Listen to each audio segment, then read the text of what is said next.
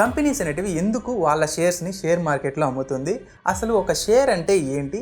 And ఈ shares మనకి ఎన్ని టైప్స్లో ఉంటుంది?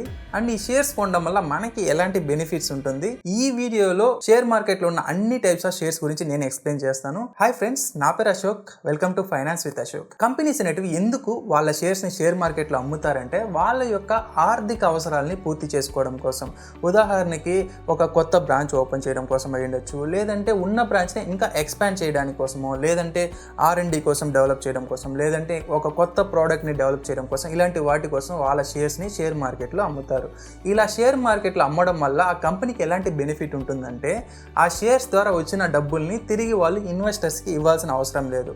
దాన్ని వాళ్ళు ఫ్రీగా ఇంట్రెస్ట్ లేకుండా ఎఫిషియెంట్గా వాళ్ళ కంపెనీ గ్రోత్ కోసం వాళ్ళు వాడుకోవచ్చు. షేర్ అంటే ఆ కంపెనీలో ఒక పార్ట్ అని అర్థం. ఒక షేర్ మీరు కొంటున్నారంటే ఆ కంపెనీలో ఒక పార్ట్ని మీరు కొంటున్నారని అర్థం. అలా కొన్న వాళ్ళని షేర్ హోల్డర్స్ అంటారు. సో మీరు ఎంత పర్సంటేజ్ ఆఫ్ షేర్స్ మీరు హోల్డ్ చేస్తున్నారో అంత పర్సంటేజ్ ఆఫ్ ఓనర్షిప్, ఆ కంపెనీ మీద ఓనర్షిప్ అనేది మీకు ఉంటుంది. జనరల్గా షేర్స్ అనేవి మనకి 2 టైప్స్ ఉంటుందండి. ఒకటి వచ్చేసరికి ఈక్విటీ షేర్, సెకండ్ వచ్చేసరికి ప్రిఫరెన్స్ షేర్. ఫస్ట్ మనము ఈక్విటీ షేర్స్ విషయానికి వద్దాం. ఈక్విటీ షేర్ అంటే కంపెనీలో ఒక పార్ట్ అని మనం ఆల్రెడీ డిస్కస్ చేసాము. సో ఈక్విటీ షేర్ కొనడం వల్ల మీకు ఓటింగ్ రైట్ అనేది ఉంటుంది. సో ఆ కంపెనీలో ఏదైనా ఒక డెసిషన్ తీసుకుంటున్నారంటే దానికి మీరు ఓటు వేసే ఓటింగ్ రైట్ అనేది ఉంటుంది.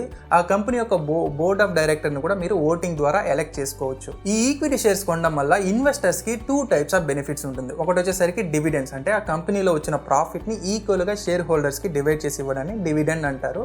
సెకండ్ వచ్చేసరికి క్యాపిటల్ అప్రిషియేషన్. అంటే క్యాపిటల్ అప్రిషియేషన్ అంటే వచ్చిన ప్రాఫిట్ని మళ్ళీ కంపెనీ మీద ఇన్వెస్ట్ చేసి ఇంకా కంపెనీని బాగా డెవలప్ చేసినప్పుడు మనం ఇన్వెస్ట్ చేసిన అమౌంట్ అనేది దాని యొక్క వాల్యూ పెరుగుతుంది. సో దీన్నే మనం క్యాపిటల్ అప్రిషియేషన్ అంటాం. కంపెనీస్కి ఎలాంటి మ్యాండేటరీ అయితే ఉండదు, వాళ్ళు ఖచ్చితంగా డివిడెండ్స్ ఇవ్వాలని అలాంటి ఏమి ఉండదు.